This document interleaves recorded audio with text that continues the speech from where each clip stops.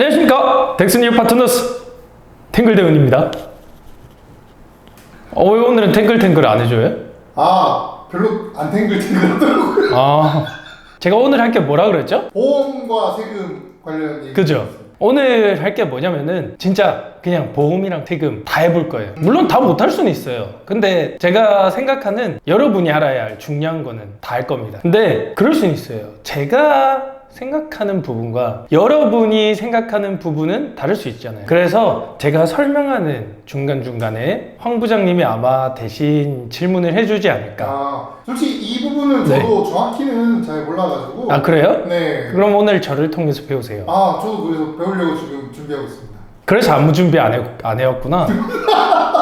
일단 오늘의 카테고리부터 설명해 볼게요. 우리가 보험이라고 하는데 그냥 보험 그것만 알아요. 뭐 물론 다 아는 사람들 있지만 보험에 대해서 뭐 중요한 용어까지는 아니지만 기본적인 용어들 있잖아요. 그거 모르는 사람들 있겠죠. 그래서 기본적인 용어 살짝만 다룰 거고요. 한 5초 정도? 그렇게 빨리 되나요? 그럼요. 누구 더 빠르게 나눕니까 다르게? 우와. 그럼요. 네, 그 다음에 어쨌든 우리가 보험금을 받기 전에 보험료를 냈잖아요. 네. 보험료를 낼 당시에 도대체 우리 회사 혹은 나는 어떤 세금 혜택을 볼 수 있는가, 혹은 세금적으로 어떤 이슈가 있는가, 그게 두 번째 카테고리예요. 이거 일반적으로 이제 사람들이 생각하기에 보험이랑 세금이랑 무슨 관련이 있나. 그쵸. 잘 모르겠죠. 그냥 보험료 내면은 뭐 막 그런 거 있잖아요. 막 우리 상품 설명서 보면 뭐 이거는 어떻게 해서 뭐 어떻게 되는데 솔직히 봐도 금방 까먹잖아요. 네. 잘 모르죠. 네. 그냥 좋은 거라니까. 그쵸. 그래서 그 부분에 대해서 좀 명쾌하게, 좀 되게 기본에 의거해서 여러분들이 잘 기억을 할 수 있게 한번 설명을 할 거고, 세 번째 마지막은 보험금을 어쨌든 탈 수가 있잖아요. 타면 어떻게 되는지, 세금과는 어떤 관련이 있는지, 그거를 아주 디테일하게 말고 조금 편하게 들으실 수 있게 한번 정리를 해볼 시간을 가질 거고요. 아까 얘기했다시피 우리 독자분들이 그러면 탱글대운의 독자니까 탱자 어때요? 좋네요. 다들 보면은 구독자의 층이 있더라고요. 저희는 탱자분들입니다. 근데 구독자님들의 의견은 상관. 그럼요. 자, 인사를 해볼게요. 네. 안녕하세요, 탱자님들. 여러분의 파트너 탱글대운입니다. 이거 별론가요? 네, 탱자님들 지금부터 그러면 시작해보도록 하겠습니다. 자, 일단 첫 번째 카테고리, 기본적인 보험 용어에 대해서 알아보자. 얼마 전에 제가 여쭤봤었잖아요. 종신보험이 도대체 뭐냐. 종신하면 또 월간 윤종신이라고. 제가 종신이 형 되게 좋아하거든요. 인사 한번 주세요. 종신이 형. 죄송합니다. 지금부터 그 기본적인 용어 하나하나씩 설명을 드리겠습니다. 자, 첫 번째, 보험료와 보험금이 있죠. 똑같은 거 아닌가요? 그러니까요. 다 그렇게 생각하더라고요. 정확히 보험료는 뭐냐면 내가 보험계약을 체결하고 어떤 혜택을 받기 위해서 월정료로 납부를 하죠. 네, 그 납부하는 금액을 보험료라고 합니다. 자, 그 다음에 계약한 보험 내용이 성립이 됐어. 그럼 우리가 돈을 받죠? 그것이 바로 보험금입니다. 받는 돈. 그쵸. 근데 중도에 우리가 해지할 수 있잖아요. 그러면은 해지 환급금이라는 것을 받습니다. 그래서 보통 보면은 내가 보험료를 얼마 낼 때 동안 보험금은 얼마고 이때 해지를 하면 해지 환급금이 얼마다, 항상 이렇게 표를 줘요. 그런 거는 꼭 보시면 좋을 것 같고, 근데 보험을 계약을 하면은 3명을 알아야 돼요. 첫 번째 보험 계약자, 두 번째 피보험자, 세 번째 보험 수익자. 자, 예를 들어 볼게요. 5초 지났네? 한참 지났습니다. 네, 예를 들어 볼게요.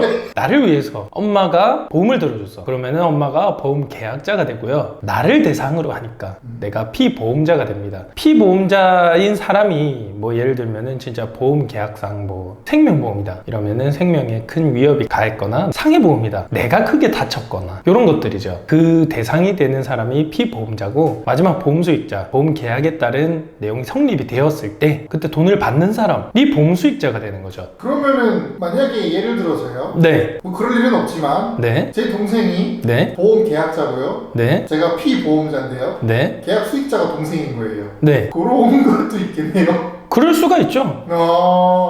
왜냐면은 저희가 이제 부모님을 생각을 했을 때, 부모님이 혹시나 돌아가셨어. 그러면은 내가 상속세 부담이 있을 수도 있잖아요. 그래서 본인을 보험 계약자로 하고 어머니를 피보험자로 한 다음에 본인이 보험 수익자가 되는 경우가 있어요. 그런 경우 많죠. 네, 그렇게 또 있고, 마지막으로 보장성 보험이란 게 있고, 그 다음에 저축성 보험이라고 있습니다. 정확히 이 부분은 세법상으로는 그래요. 그냥 내가 보험금을 받았을 때 보험료 보험료보다 작다 이러면은 보장성 보험이고요. 크다 이러면은 저축성 보험이라고 할 때가 있어요. 조금 디테일하게 얘기를 해보면 보장성 보험은 일단 정말 말 그대로 어딘가를 보장하고 있는 거예요. 왜냐면 보장성 보험이라도 보험료보다 더 큰 경우가 있어요. 저는 보통 그런다고 알고 있거든요. 네, 그래서 우리가 그렇게 생각을 하시지 말고 정말 보장성 보험은 무엇인가를 보장하고 있구나. 그다음 저축성 보험은 내가 정말 적금, 예금처럼 목돈을 마련하기 위해서 저축하는 보험이다 생각을 하시면 됩니다. 이렇게 짧은 용어 설명했고요. 5초가 되게 짧다, 그죠? 거의 찰나였어요. 아, 그런가요? 네. 그러면 이제 카테고리 2, 우리가 보험료를 납입했을 때 세금과 어떤 관련이 있는가를 알아볼 건데요. 자, 첫 번째, 우리가 근로자 입장에서 한번 생각을 해보겠습니다. 근로자 입장에서 내년 2월에 뭐 하죠? 연말정산하죠. 네, 연말정산할 때 받을 수 있는 혜택이 있습니다. 첫 번째, 보험료 세액공제라고 있는데 이거는 뭐냐면은 내가 보장성 보험을 연간 100만 원 지출했을 때 12%만큼 세금을 12만 원이나 빼주는 거예요? 저는 좀 작다고 봐요. 왜냐면은 이게 12만 원은 괜찮은데 어쨌든 한도 100만 원이잖아요. 그렇죠. 요즘 또 사람들이 또 이제 차후를 생각을 많이 해서 예전보다는 보험을 좀 많이 드는 시대가 왔거든요. 근데 그 인플레이션 효과를 고려했을 때 100만 원 좀 작지 않나, 한도가. 네, 그렇게 생각해서 좀 늘려주셨으면 감사합니다. 누가 볼까요, 근데? 관계자분들이 계시지 않을까요? 네, 입법부에서 보겠죠? 사법부에서 보면 안 되나요? 사법부에서 보면 큰일 나요. 이게 무슨 말인데? 근데 어쨌든 이 100만 원은 한도로 했을 때 내 부양 가족이 있을 수 있잖아요. 네, 우리가 연말정산할 때 보통 회사에서 부양 가족 어쩌고 저쩌고 막 물어보잖아요. 네, 그 부양 가족이 보험을 들고 있어도 그것도 공제를 해줍니다. 그러면 여기서 하나 팁이 있을 수 있어요. 만약에 내 부양 가족이 본인이 이제 보험 계약자고 피보험자고 보험 수익자로 가입을 했어. 근데 그 보험료를 내가 내 이름으로 보험 계약자를 했지만 우리 엄마가 보험료를 대납해 주실 수 있죠. 그럴 때는 내가 저희 어머니의 부양 가족이라고 하면은 저희 어머니가 세액공제를 받을 수 있습니다. 이 부분은 좀 팁이에요. 모르시는 분들 많거든요. 네, 그래 요거를 좀 생각하시면 좋을 것 같고, 그리고 어쨌든 보험료 세액공제가 일반 보장성 보험이 있지만 장애인 전용 보장성 보험이라고 또 있어요. 요거는 좀 헷갈리시는 분들이 있는데 내 부양 가족 중에 장애인이 있어. 근데 그분이 그냥 아무 보험이나 들었어. 요거를 장애인 전용 보장성 보험으로 세액공제를 해주는 건 아니고 그 장애인 전용 보장성 보험이라고 있어요. 그것을 들었을 때 요것도 연간 100만 원만큼 이거는 15% 세액공제를 해준다 생각을 하시면 돼요. 질문 있습니다. 네. 그럼 장애인 그 보장성 보험을 가입했을 때만 해당이 되는 건데, 만약에 장애인인데 그냥 일반 보장성 보험을 가입하는 거면은 그건 12%인 거죠? 네, 그렇죠. 그래서 그 보통 내가 보험은 들었지만 나 잘 모르겠어. 잘 기억도 안 나고. 그럴 때는 우리 계약 증서 같은 거 보면 장애인 전용이라고 적혀 있거든요. 그래서 그 부분을 한번 확인하시면 좋을 것 같습니다. 또 두 번째가 있죠. 요거는 근로자도 되지만 일반 사업자들도 되는 겁니다. 연금 계좌 세액 공제라고 있어요. 우리가 보험 상품들 보면은 연금 저축이라고 있거든요. 이제 그 부분에 대해서 다루는 건데 두 가지 종류가 있어요. 그냥 일반 연금 저축이 있고 그 다음에 퇴직연금이 있는데, 퇴직연금에 대한 거는 지금 우리가 다루는 보험 상품과는 다르니까 좀 제외하고 말씀을 드리겠습니다. 이 연금 저축을 들었을 때 정확히 우리가 소득 구간이 얼마냐, 나이가 얼마냐에 따라서 한도도 달라지고 공제율도 달라져요. 요것은 지금 표를 올리는 그 표를 다시 한번 확인해 주면 좋을 것 같고, 자, 그 다음에 우리가 또 보험을 생각하면 요것은 법인을 경영하시는 대표님들이 좀 생각을 하시면 좋을 것 같은데, 경영인 정기보험이라고 있어요. 법인을 경영하시는 대표님들 있죠. 네. 그 대표님들이 많이 드는 건데 뭐냐면은 내 회사에서, 그러니까 내 법인에서 법인을 계약자로 하고 대표이사 혹은 임원인 나를 피보험자로 한 다음에 보험수익자는 법인으로 해서 하는 계약을 말하는 건데, 말 그대로 그냥 정기보험이다 생각을 하시면 돼요. 대표가 업무와 관련해서 우리가 있으면 안 되는 정말 큰 일을 당했다 그랬을 때 보험금이 나오는 그런 계약을 얘기하는 거죠. 이 경우에는 법인이 이 보험료 전액을 비용 처리가 가능해집니다. 그리고 혹여나 대표이사님이 있으면 안 되지만 업무와 관련해서 큰 일이 생겼어. 그러면은 요거를 유적 보상금으로 나중에 사용할 수 있는 있는 활용 가능성이 있고요. 이걸 보통은 절세한다라는 표현을 많이 써요. 근데 제가 봤을 때는 요거는 절세한다라고 얘기를 하면 안 되고요. 과세를 이연한다라고 얘기해야 되는데 이게 무슨 말이냐면은 법인이 보험계약자니까 법인이 보험료를 내겠죠?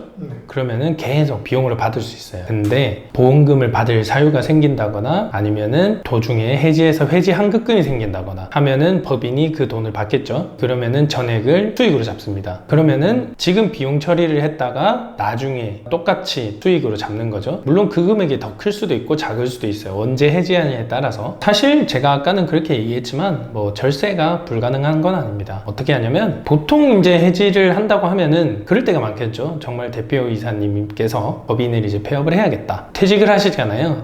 그때 이제 퇴직급여로 또 비용을 잡으면은 예전에 비용으로 됐다가 지금은 수익으로 잡았다가 바로 다시 비용으로 처리하는 거예요. 그래서 여기 절세가 가능해진다라고 얘기를 하는데 뭐 정확히 얘기하면 소득세법상에는 임원의 퇴직급여의 한도가 있거든요. 그렇기 때문에 정확히 정말 이쪽을 잘 아는 분과 제대로 세팅을 해서 설계를 해야지 안 그러면은 나중에 손해까지는 아니라도 이익은 크게 못 보는 그런 경우가 생기겠죠. 자, 그리고 제가 법인을 얘기했으면 개인사업자도 얘기하겠죠. 그렇죠. 개인사업자의 보험료. 자, 한마디로 하겠습니다. 안 돼요. 왜요? 정확히 말하면은 법인이든 개인 사업자든 어쨌든 비용을 생각을 할 때는 법상으로 항상 얘기하는 게 업무 관련성이거든요. 근데 이제 법인의 이 보험료는 업무 관련성을 인정을 받았어요. 근데 이 개인 사업자의 이 보험료는 어쨌든 본인을 위한 거니까 요거를 가사경비라고 생각을 해서 업무와 관련성이 없다라고 보는 거예요. 그렇기 때문에 개인 사업자의 보험료는 경비로 인정받을 수 없다 라고 하는데 자, 제가 일부러 하나를 빼먹은 게 있어요. 뭐요? 그러면은 내가 회사를 운영하면서 내 사무소에 불이 날 수가 있잖아요. 내가 공장 같은 걸 운영하면 그쵸. 업무와 관련된 내 사업용 자산들이 피해를 보거나 했을 때를 대비해서 우리가 보험계약을 체결하는 건데 그거를 비용으로 안 봐주는 건 이상하겠죠? 그쵸. 그렇기 때문에 그런 화재보험 등의 회사와 관련된 손해보험은 비용으로 인정이 되는 겁니다. 그래서 다시 얘기하면 인정이 안 되는 것은 그 대표 개인의 보장성 보험을 얘기하는 것입니다. 이렇게 생각하시면 됩니다.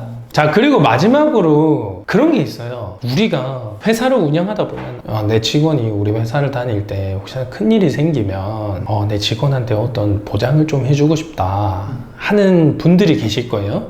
네, 텍스님 파트너처럼. 그쵸. 항상 그것 때문에 고민이 많으시죠. 네. 곧 할 거예요. 좀만 기다려요.